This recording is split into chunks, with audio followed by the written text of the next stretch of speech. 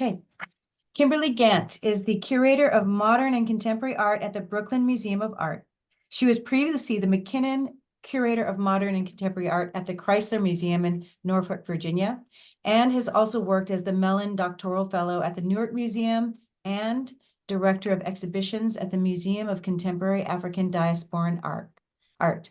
She has curated numerous exhibitions and gallery reinstallations, including Spike Lee Creative Sources, 2023, Giants, Art from the Dean Collection and Swiss Beats and Alicia Keys, 2024, Black Orpheus, Jacob Lawrence and the Mbari Club, 2022, Journey Across the Border, US and Mexico, 2021 to 2022, Tuan Andrew Nguyen, The Boat People, 2021, Brendan Fernandez, Bodily Forms, 2020, and John Acumpfra, Tropicos, in 2019.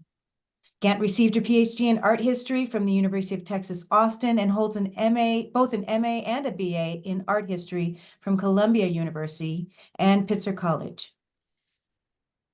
Gant has published scholarly work in academic books such as Anywhere But Here, Black Intellectuals in the Atlantic World and Beyond, art publications such as NKA, Journal of Contemporary African Art, Art Lies in African Arts, and exhibition catalogs for the Chrysler Museum, the Newark Museum, the Contemporary Austin, the Studio Museum of Harlem, MoCADA, Paris Photo, and the Center for Contemporary Art in Lagos.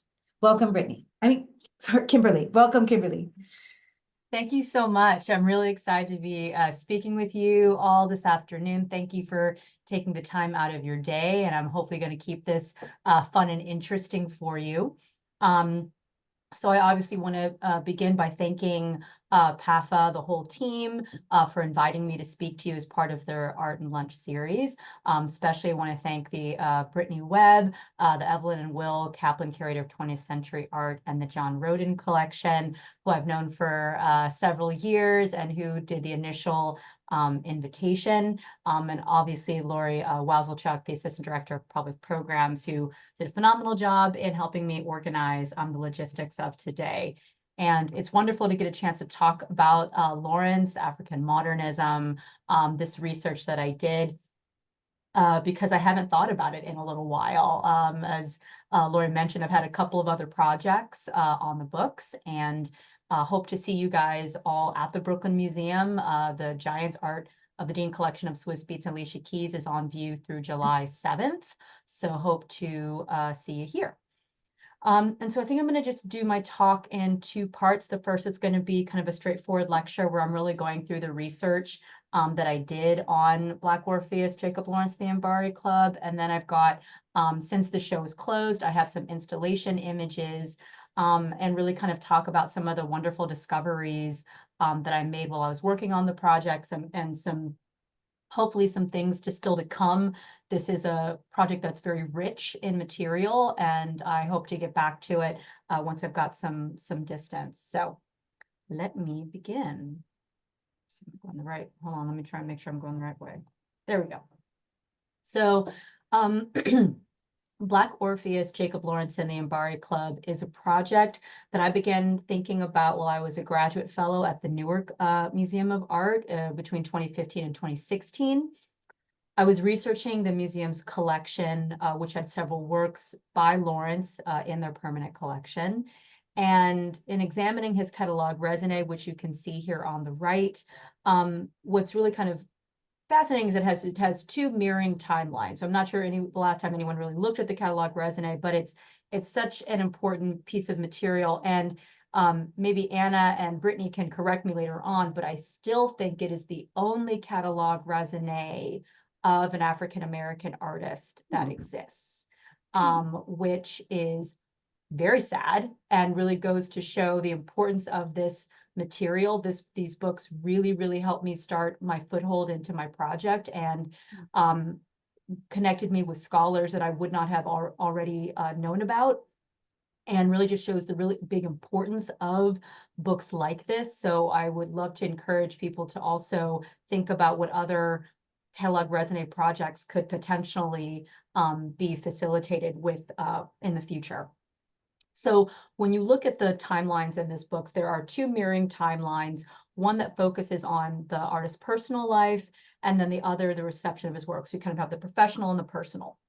And I came across a few entries within those timelines that really just kind of got my wheels spinning there. And it started in 1969, and it stated how Lawrence had wanted to travel to the African continent, but was initially denied a visa by the United States State Department, which I think is an interesting juxtaposition. You look at John Roden, who was actually supported by the government and the State Department just a few years earlier, as you know. So I think it's an interesting kind of juxtaposition on how government support and kind of diplomacy tactics will kind of support one artist and not another. So you know, he was initially denied. However, in 1962, Lawrence was able to travel with some of his paintings to Nigeria. And then in other assertions in the same timeline, they said he had exhibitions in that same country, in Nigeria, with his wife, fellow artist Gwendolyn Knight, and that they had traveled together to Nigeria in 1964 after selling their apartment in New York to fund the trip. And then the final entries that precipitated my excitement were, quote, that while in Nigeria, Lawrence completes paintings and drawings of African life and experiments with new painting techniques, end quote. So then it concludes with, quote, solo exhibition of paintings and drawings created in Nigeria at Terry Dinton Foss, Inc. So you got to kind of understand that at this time, I was a PhD student trying to desperately finish my dissertation, which was on photographic depictions of Lagos, Nigeria. So I was really doing all of this research, looking at the history of the city, the history of how different generations of artists had been documenting the city over time. And so in looking at this work, I come across Chico Kekegulo's book on kind of post-colonial modernism. And so I'm seeing all of this, and this was information that really just kind of exploded in my mind, because I'm going, wait a second, you know, I know about Lawrence, I know about his migration series, which I think is how most people understand his work. I think that's how most people become aware of his practice. But they don't know so much of the other series that he did. And that was the other great thing about the catalog raisonné. It reminded me how much material I should say, let me not say that. It reminded me how much his oeuvre was, how large it was, how expansive it was, how nuanced it was. And yet the migration series is the only one that we really know about, because it's split between MoMA and the Phillips. And so periodically those can be brought together and you can see them you know, in its full kind of magnum opus. But all the other series that he did, which are often, I think, kind of split in private collections, they're split across institutions, they were sold individually, so they don't get the gravitas and the attention that they should. And so, you know, so I'm thinking of all of these, and this really just, again, reminded me of this other side of him. So this really kind of led me from learning about this series, and this is one here, which while I was doing my research, once I was at the Chrysler Museum, we were able to acquire this particular piece and for the permanent collection. So I was really, really proud of that. And we also got a Gwendolyn Knight in the Chrysler collection as well, which was a part of the show. So that's the first husband and wife couple that the museum was able to acquire. So I was really, really proud for that to happen. So, you know, I'm thinking about Jacob Lawrence and then looking at his time in Nigeria. I'm looking at my research in Nigeria. And so that leads me to learning about Black Orpheus and the Mbari Writers Club. And so the Black Orpheus is a journal, and Mbari Club is an organization that Lawrence was in touch with. And then they were also creating their own parallel legacy on the African continent. So at the time, because I was a fellow, I wasn't able to really curate a show of this. In my kind of naivete, I reached out. Well, first off, I found out about Terry Dinton Foss, female gallerist, very prominent in New York, in Manhattan in the 60s. She passed away years ago, but her son, Andrew Denton Foss, still, knew Lawrence. Jake, as he called him, he and his wife had works in the collection. And so I realized at the time, I said, you know what, I was trying to finish my research. I couldn't do the show that I wanted to do then, but it stayed with me. And so I knew and I also knew that the project was bigger than Lawrence.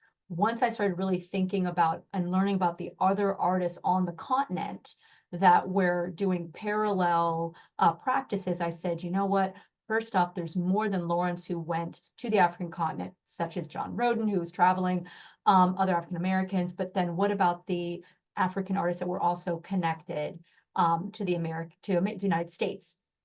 So I kind of tabled the project. I just knew there were more questions to ask. So I finished my fellowship at the Newark Museum. I was working in the Arts of Global Africa at the time, but would periodically, just keep in touch with the Denton Fosses, do little bits of research as I could, to just see where I was going to go for that.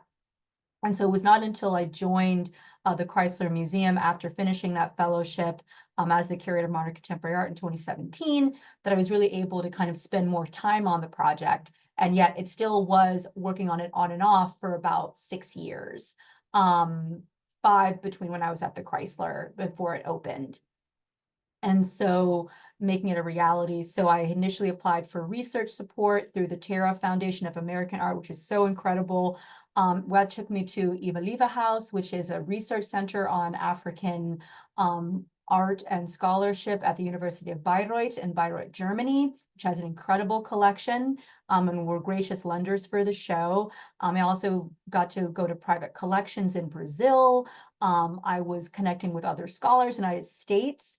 And, again, working with private lenders to really, bring over 30 national and international artists, most of whom are no longer with us, sadly, to the project. So let me get more into what the project is more about. So Black Orpheus centered on 3 interrelated moments in time. One is the creation in primary years of the arts and culture journal, Black Orpheus, which you can see 2 covers there. On the right is the issue number 1. On the left is issue number 11, which is the issue that Lawrence's work was eventually written about for that issue. So these journals originated in Ibadan, Nigeria, and with the goal of promoting African literature on a global stage to show the relevancy and complexity in relation to European literature. I also mentioned the aforementioned visits to Nigeria that Lawrence and his wife made, and the resulting series, and I'll get back to these 2 images and then obviously this is from the series as well. And finally, a growing arts community throughout the cities in Nigeria, which, as I said, centered on the Mbari Artists and Writers Club, whose artists were trying to create art forms that honored traditional practices, but also incorporated Eurocentric methodologies. This period in the early to mid 1960s shows how artists were creating new, innovative approaches to art, often based around the socio-political environment that surrounded them.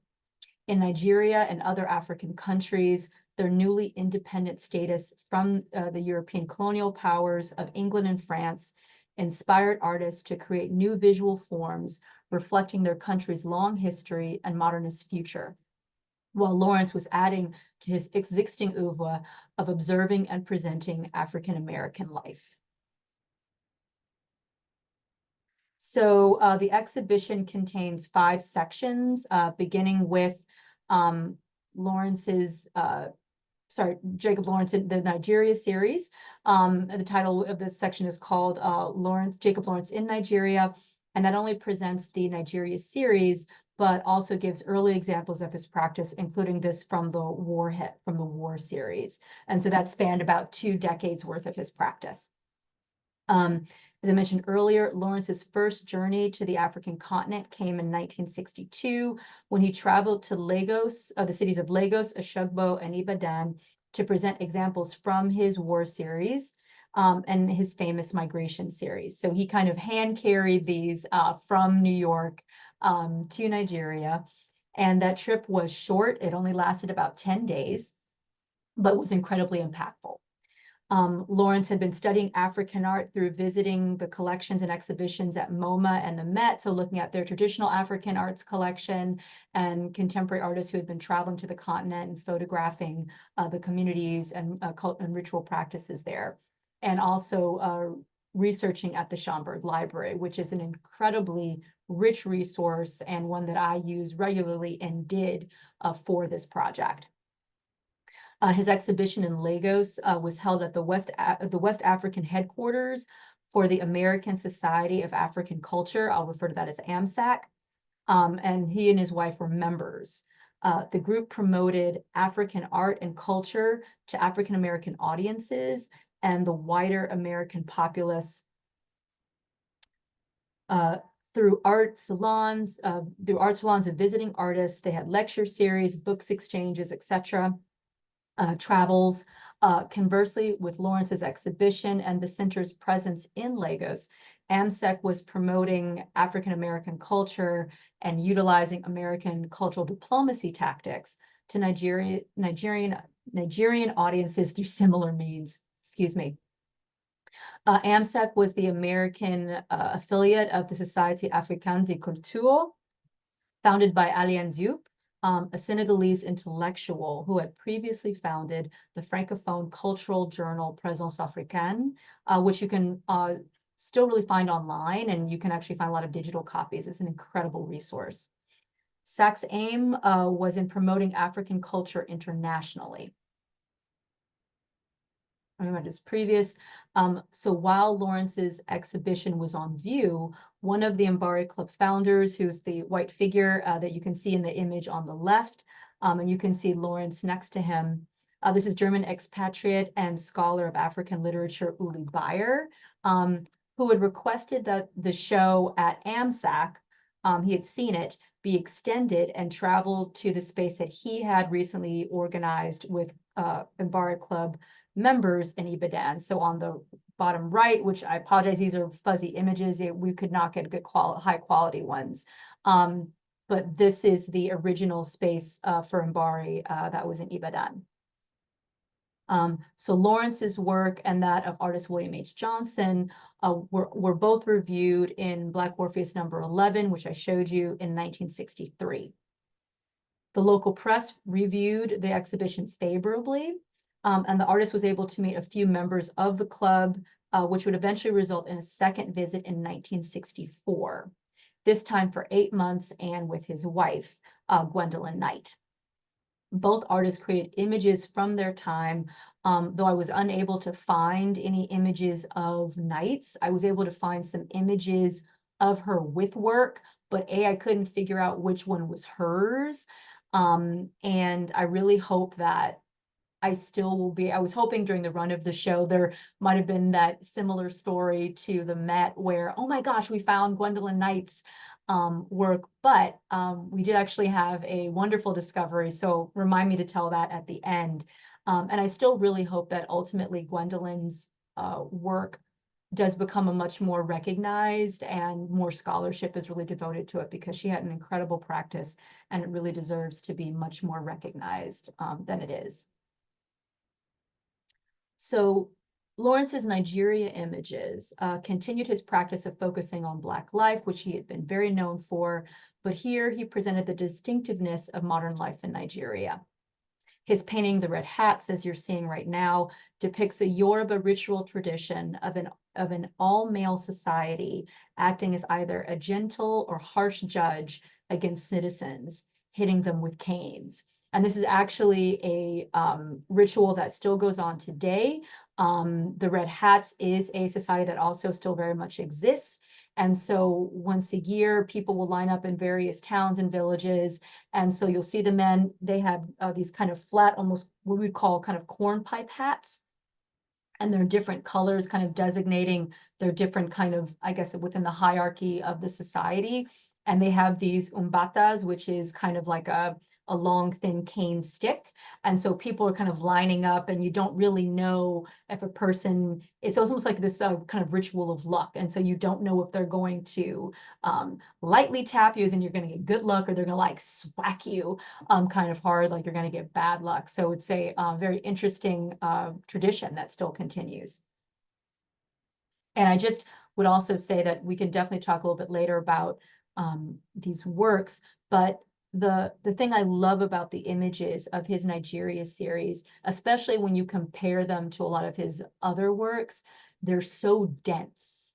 There is not a place for your eye to rest, because there are spirits and kind of figures and totems and images, like from the top of the composition to the bottom left and right, and you can see the colors and the scenes, and it really feels as if he is trying to not only depict the density of the landscape and the people, but I also think, because Yoruba tradition has so much about there not being this, even though the deceased may not physically be present in a lot of their rituals and a lot of their cultural practices, it is that the spirits are still with us. They're just on a different plane, so you cannot see them, but you are still interacting with them day in and day out. They still can affect your life.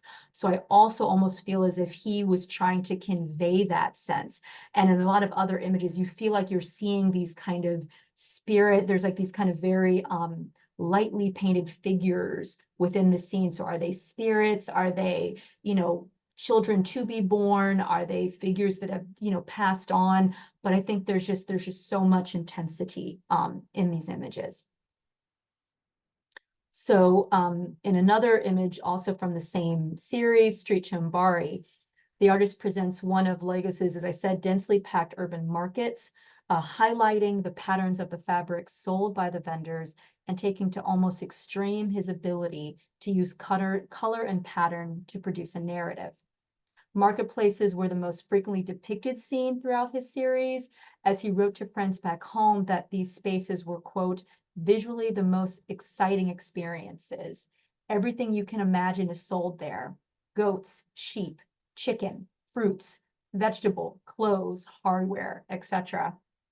And I was able, through a private collector who actually had original letters that Lawrence wrote back to some of his artist friends in New York while he was there, really talking about that. So I got that quote from one of the original letters, and in seeing that and just hearing what he was saying, just about going there, and the fact that he and Gwendolyn had to negotiate, food prices. Everything is about that in these markets. And when I was doing my own dissertation research, it's like expected, like the prices are so high that you have to negotiate down to a normal level, and the fact that they're just like, he wasn't used to doing that. So the feeling of being both seeing people who look like him, but also feeling a very distinct cultural divide or otherness.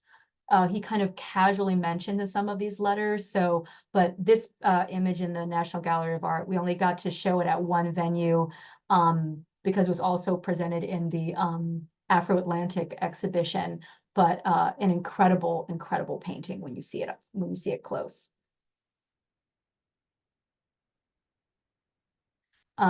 So from Lawrence in Nigeria, the exhibition continues with artists of Oshogbo, presenting works by artists associated with the Mbari Club and or who had their works featured in Black Orpheus. For some of the artists, they had their works just in the book with like an article or a vignette. In others, it was both. And for some, they just had an exhibition. So it was kind of, one or the other. And what I was able to find, if you see in the back on the kind of bookcase in the back, we were able to get almost, with the exception of, I think, one or two, I think it was like one issue, which is the number one issue, which is the hardest to find. We had a complete set of Black Orpheus journals. And I also had them digitized, because that's the other thing. You can't you know, these were going from 1957 to 67. So like you can't find these regularly unless you're kind of searching on eBay or maybe like a really specialized book seller. And I wanted people to have access to this information. So so I had them all digitized, which was just like a really great resource for people to be able to use, because I think the journal, the covers are breathtaking art objects, and that's what you see in the exhibit, what you saw in the exhibition. But the richness, the material, the knowledge was within the pages, and so we couldn't have that. But we had iPads, and you can kind of, people could scroll through and sit and read the articles. You know, it was so interesting, kind of just seeing how people were writing at the time. There was poetry, short stories, art reviews. By people, I mean, by scholars and writers, you know, Wole Soyinka, Chinua Achebe, some of their first writings were in these journals. Female writers as well, Ada Atu. So just being able to have people sit and just look at those. And we did, not only did we did them digitally scanned, but I had kind of art copies made so people could kind of flip through them if they didn't want to look at the kind of digital versions. So people just, we had like a little living room at the end, and you could just sit and read. And I was extraordinarily proud of that. So getting back to a little bit of the detail then on Black Orpheus, the actual journal, as I said, the journal began in 1957, prior to when the Mbari Club was founded, which was in 1961. Bayer had traveled to the Sorbonne in Paris the year before in 1960 for the First World Congress on Negro Artists and Writers, which had been hosted by Alain Diop, the Senegalese scholar that I mentioned, and Pressos Africains. So it was an incredible kind of international multi-day symposium. You had representatives from all over the world there, and it was, there's all these interesting articles about it. I know James Baldwin wrote an article and presented, so major figures were there. Now, Bayer had wanted to create, had known about Pressos Africains, read it, was very familiar with it, and wanted to create an Anglophone complement. And so he wanted to bring the English translations to many of the Pressos Africains Francophone writers to a wider audience, especially at the time, writer and poet Leopold Sédar Senghor, who eventually became the first president of Senegal and an incredible writer in his own right. He titled the journal Black Orpheus after the title of Jean-Paul Sartre's introduction, the writer Jean-Paul Sartre, his introduction to a book of Senghor's poetry on negritude. So Black Orpheus, Sartre's title for his, and then became the title of the journal. Sartre had compared Senghor's words in terms of and theory about negritude to the Greek mythological epic of Orpheus, who had traveled to the underworld and after a series of incredible feats, returned and reclaiming his bride who had passed after tricking death, Hades. The comparison suggests that the work was, quote, a symbolic return to and revalidation of ancestral Africa, end quote. So there is an interesting paternalism and kind of, you know, discussion about how Europe is really thinking about the African continent at this time and the writers. And so there is this, in a lot of the writing, there is this kind of, oh, you young, new, you know, writers, here's the chance to present to the world, which definitely has its problems. But I think ultimately the writing itself and the quality of what is being produced at this time, you know, it's on par with anything that was coming out of the, you know, the United States, Europe at that moment. So, you know, in 1961, Bayer, with a group of young Nigerian artists and writers, including Uche Keke and Wole Soyinka and Chinua Achebe, founded the Mbari Club. So the goal was to have a space where young creatives could have a place for lively debate, produce and exhibit work, as essentially an art salon that crossed with an experimental laboratory. Many of these artists had graduated from either the University College of Ibadan, where Bayer had taught, so he knew them, or from the Nigerian College of Art and Technology, INCAST, in Nigeria. And so both of these universities were really developing arts programs and had a large number of young students who had just kind of graduated and were teaching, and this is right after, around independence. And so there's all this energy and vitality and experimentation happening, and these young individuals want to be a part of it. So in addition, so a year after the club is founded in 1962, a sister organization is also founded by Nigerian musician and playwright Dre Ladipo. You can see him in the center on the image on the left. And this was founded in the trade city of Oshogbo, and the group was called Mbari Bio. And so it was a variation on the Mbari Club in terms of language. And this space became a true experimental hub, as it was really open to non-kind of intellectuals, and I shouldn't say that, but people who had been kind of not formally trained. So you didn't have to have gone to a university, which was really more the vibe that was happening in Ibadan. This was for anyone, traders, sellers, market people who, maybe had some schooling, whatnot, and they could do more kind of workshops and with other professional artists and learning different various techniques. So one such artist was Twin 77, who is now considered really an icon within African modernism. And he was a young dancer, he was a musician, and he learned printmaking, textile design, metalwork, and painting. And he'd been, while attending workshops at the club in Oshogbo with British artist Georgina Bayer, who was also represented in the exhibition. He had developed a really distinct and detailed style with images, and you can see examples of that in Sigos number 3 at the bottom right. And his style, once you see it, you start to really recognize it because it is incredibly detailed, a lot of pin work with oil, but it's just like, and he uses a lot of focused a lot of on Yoruba mythology and different traditions, and he worked on canvas, on paper, on a large and he did like carved kind of wood panels as well, but just incredible detail. They have usually very long titles, often based on proverbs and oral stories. And so going back to on the right, we have of this image, you see an untitled image by Georgina Bayer. No, I'm sorry, this is Susan Wenger on the right, excuse me. And so she was Bayer's first wife, Susan Wenger, an incredible artist in her own right. She designed a lot of the initial covers for Black Orpheus, and then they separated, and she's also known for having helped create the World Heritage Site of a dedicated site to Oshun, and also outside of Oshogbo. She became a Yoruba priestess. But I made sure that the female artists who were a part of the Mbari Club, and there were not many that were officially known, I made sure that they were very represented in the show. So you had Susan Bayer, you had Susan Wenger, or Georgina Bayer, who wound up being Bayer's second wife, who sadly passed while we were in the midst of finishing the project. But we had her represented in the show, which I was really thrilled about.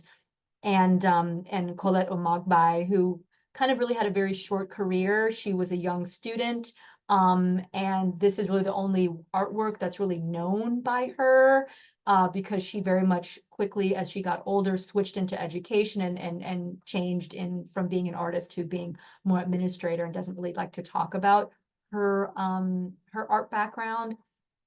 But they were very much there and were these forces within the Mbari Club. It's the men that dominate the story. So even in the catalog, I made sure we specifically had an essay focused on the few women in there, because they very much represented an important facet of the story that still needs to be told. There's also a Japanese female artist, who we also had her work represented. She had a show later in the 60s. So again, where I was trying to at least give glimpses to this much deeper project that more research really needs to be done. From the Ashugbo artists, we go to a section on the Zaria Art Society. This gives you an in-still shot of that. And this presents works from a group of other art students who were a part of the program at the Nigerian College of Art and Technology at INCAST in 1958. And some of the earliest members, also Uche Okeke. We also had Bruce Anabrakpeya. If you know the artist Odili Dano Odita, his father was a member of that group as well. And you can see Donald's work in Giants, currently at the Brooklyn Museum. But they were both, members of, they were members of the Mbari Club, as well as, having some of their first earliest exhibitions also at the space in Ibadan. The society, the Zaria Art Society, had been founded to provide informal instruction to the students amongst themselves and other students who wanted to participate, to learn about traditions outside of the kind of Eurocentral model that the INCAS art department was based on, and to give them knowledge about different cultural practices that they were all a part of, maybe individually, but weren't really knowledgeable within each other. So they kind of were considered themselves rebels and were often presented that way because they rejected the notion that Western art practices were the only correct form of studying art and learning art history. And so given the, quote, euphoria of Nigeria's pre-independence nationalism, Okeke developed a theory of natural synthesis, which you can read about, and where he advocated for the fusion of indigenous practices with some useful Western ones to create a new model for art in Nigeria's post-independent identity. So you've got images by Okeke and Demas Nwoko here, and though Nwoko is, they're both using a figurative style, they're also, the scene is very different. You have mother and child on the right, but you have a figure of a woman with a monkey.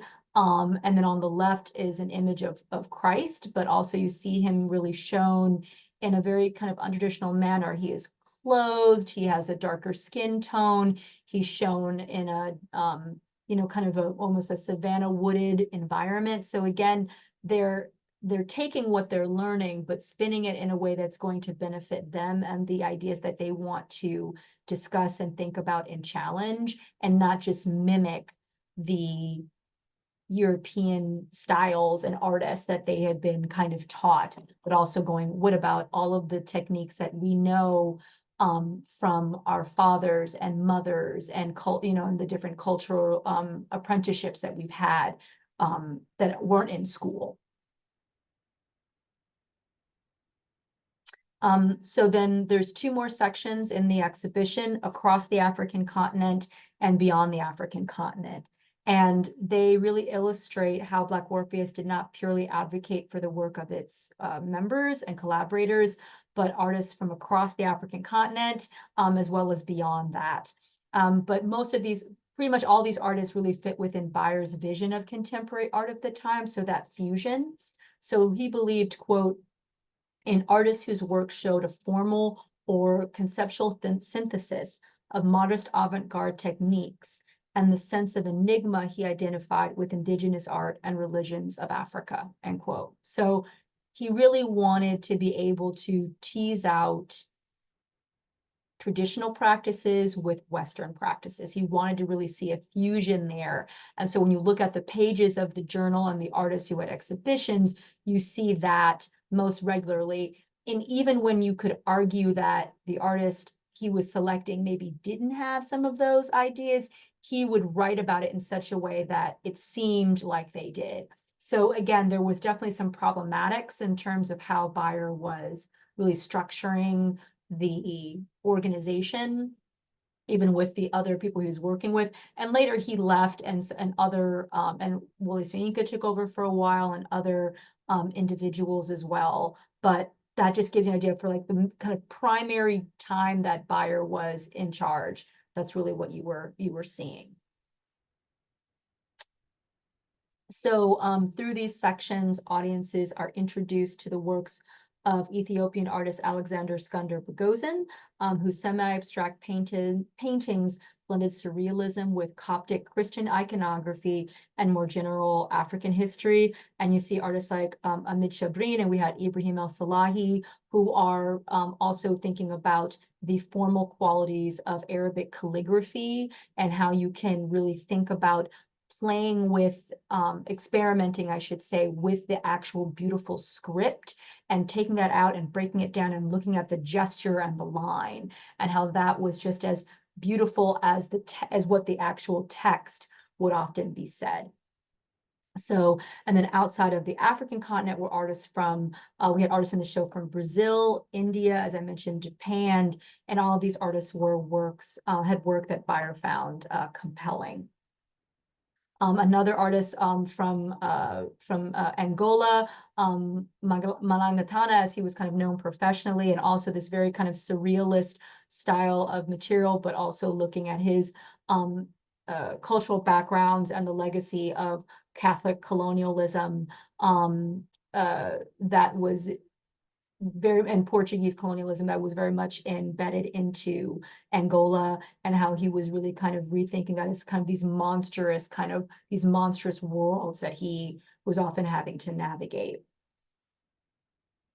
And then in the center here, we have ending with these beautiful sculptures by Agnaldo Manuel dos Santos, who was a self-taught sculptor of wooden figures that often referenced West African imagery, Catholic as votos and carancas, which were figures on the front of barges as amulets against spirits.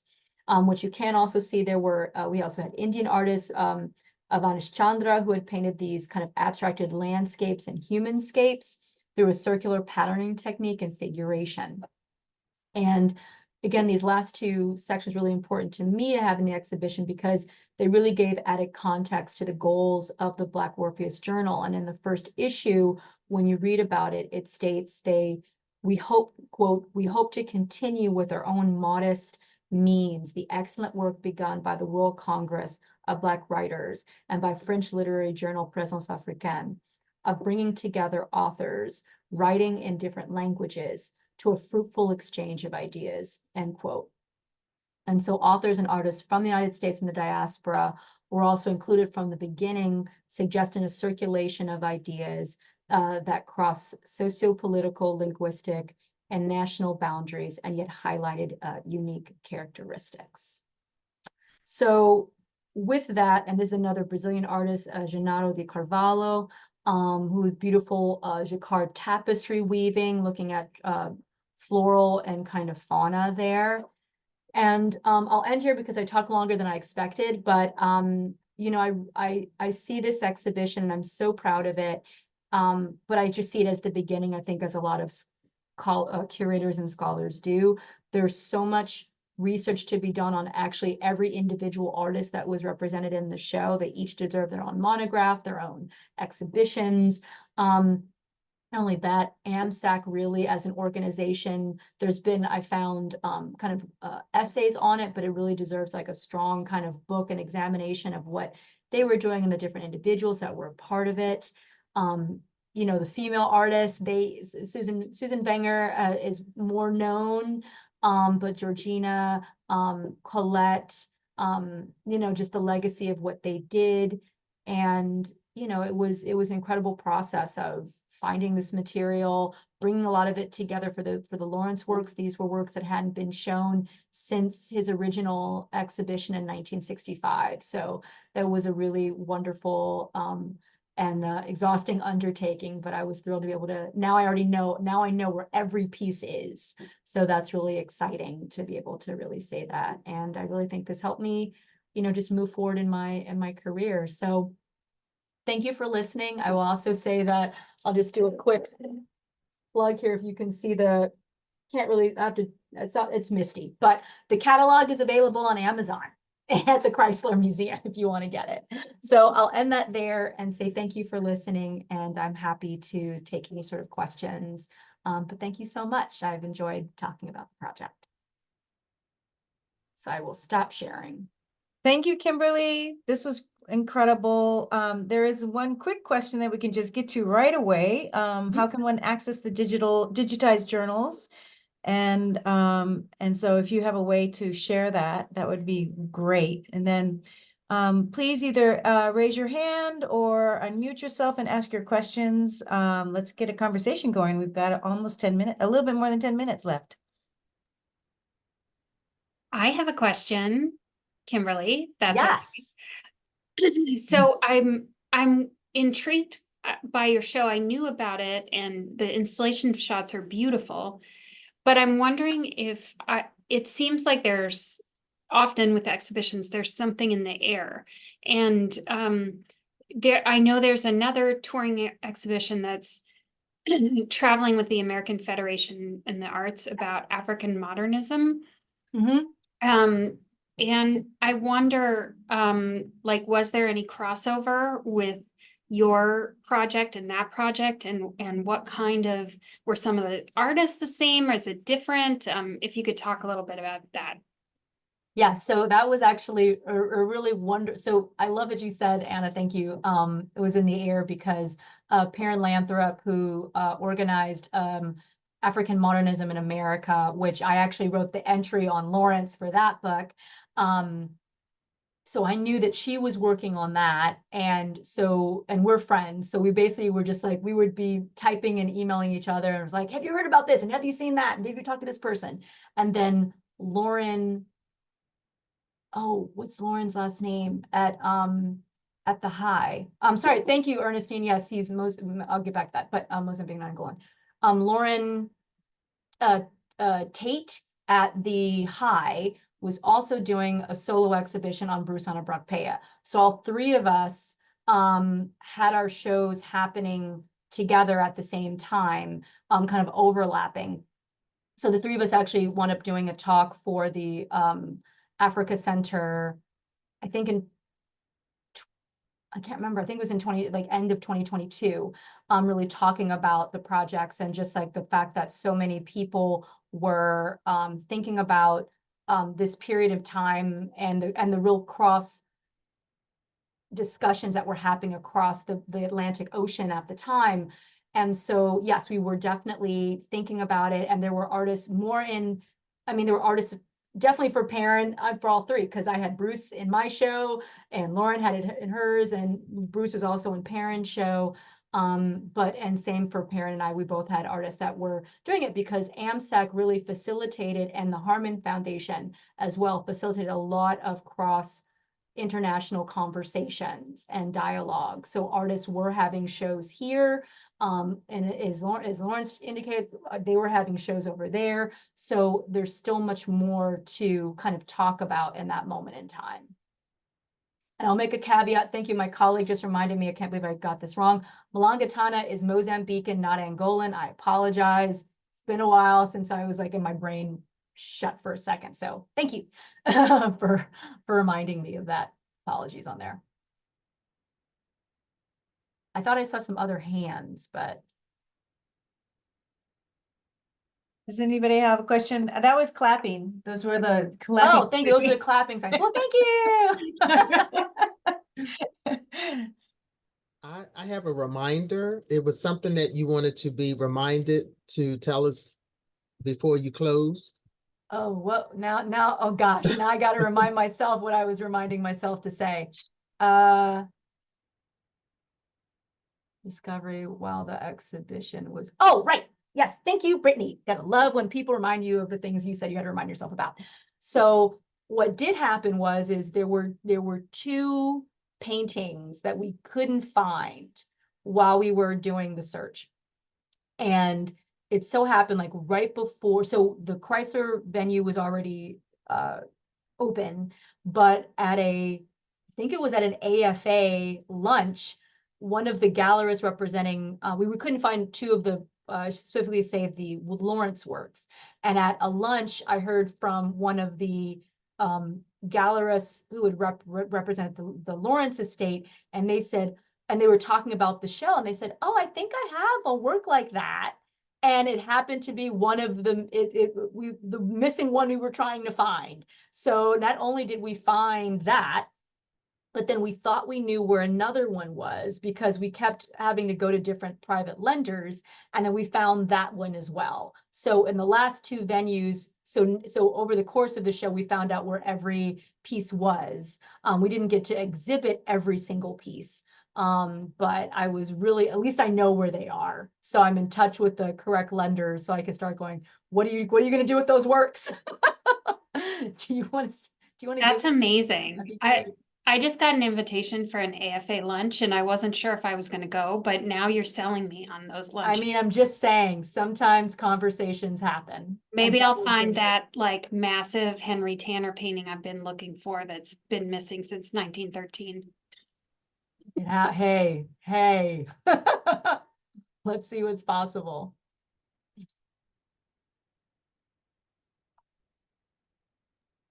We have time for more questions. If you have, please put them in the chat or I have one. mhm.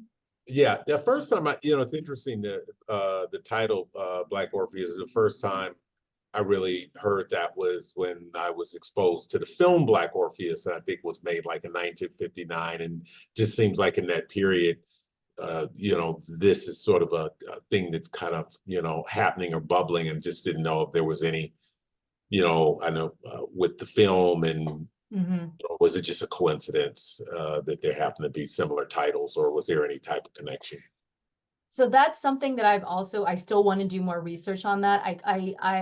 Because of the timing, I feel like there probably wasn't, especially because I know that Bayer had gone to Brazil. I know that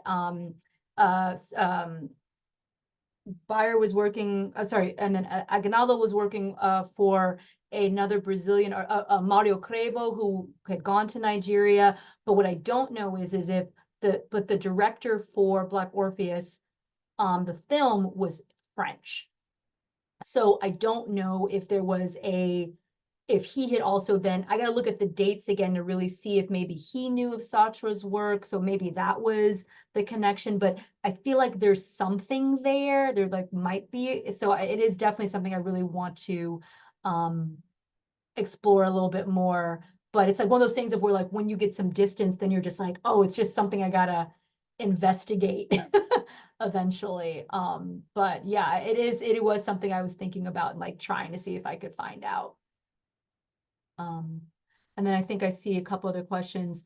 I'd love to know if this project got you thinking more about African modernisms in ways that changed how you see other American artists' work. I think that ultimately what this project more reminded me, and I think we tend to know this, artists do not create work in a vacuum. I mean, they're influenced by so many other practices, locally known, not scholars. And I think there's not enough discussion on the cross-national engagement. That especially in this period, I think we talk so much about globalism now, but humans have been global since the beginning of time. I mean, trade and new styles and techniques and materials have been happening because innovation has to happen to move societies forward. So I think scholars are paying much more attention to these earlier periods, and those dialogues are beginning to happen more, and those conversations are beginning to happen more. And I think that we need to and they just need to be teased out more. And this also goes to the fact that, for those of us who are curators on the call, just the time and energy you need to actually find these linkages. Like, it's not a quick and easy thing. And so I think a lot of the research can't always get done the way we want it to because we don't have the time to do it the way we ideally would like to. So, but I'm still hopeful, hey, people who are getting their PhDs, think about some more ideas. Y'all have the luxury of time right now, I think. Let's see, and I think can you tell us or put in the chat the titles of the 2 art pieces found so we can, oh yes, so the funny thing is there's so many titles in this series that are just like market scene and marketplace. And I think, so I have to go back to find it because it's in the book. But I will find it and I will send it to Lori, and then she can disperse those names out, because I'd have to try and I have to search through the book to find it, but I don't have it on top of my head. I remember I'm a person who remembers visual things as opposed to names, so I have to find the image and then I can find it. So, but I was really happy to find them nonetheless. So, yay. I just want to remind people that the theme of globalism really walks right into William Villalongo's Art at Noon in a couple weeks. And so make sure you check out that invitation to hear him speak about his experience and his research in Rome. And Kimberly, I put it in the chat, but we have a few works in our collection by Odili. And we have one right now in a really sweet installation in our Works on Paper gallery that's dedicated to the career of Ruth Fine, who has worked with so many great 20th and 21st century artists. But when you come to see the Rodin show, pop over and take a look at that small gem of a show, because it has Ruth's printmaking, but also works on paper by artists that she's worked with. I definitely will. And I'll also say one quick thing for the, again, going back to Brittany's question, another source of incredible rich material that really needs to be mined is the Art and Embassies program. Lawrence was a part of it later. I don't know if John Rodin was, but it is, because it was like the official kind of State Department, vehicle for social, kind of cultural diplomacy across the world. I think that they also have a lot of material. I really wanted to try and look at those objects, because Lawrence had another show kind of written about, and then Alma Thomas was a part of that, and that is just but I was the pandemic, so I couldn't get in there. But I would also just encourage our government files, those research materials are really interesting to kind of dig through too. So again, I know it's at 1 basically. Thank you again so much, everyone, for listening and your wonderful questions. And I really appreciate it. I hope to see you at the Brooklyn Museum. I hope to see you at PAFA, and just have a wonderful rest of your day and a great week. Thank you, Kimberly. Thank you, everyone. Yay. Kimberly, congratulations. Thank you. Thank you. Excellent presentation. Thank you. Great job. Yay! I'm gonna go have lunch now. Fantastic. Really fantastic. Thank you. Also, Kimberly, congrats on a great book. I have it. It's full of Post-its, and it's gorgeous. So yeah, thank you so much. Because oh my God, girl, that was my first kind of big catalog, and Chrysler had no publications department. So luckily we worked with Yale, and I had a kind of almost a breakdown trying to get that done, but I'm so happy that it happened. So, and I'm gonna get your book, and we're gonna have a book exchange. It's gonna be beautiful. Very excited. Yeah, definitely. Yay. Okay, thank you again, guys. I was get off the phone, have lunch. Bye.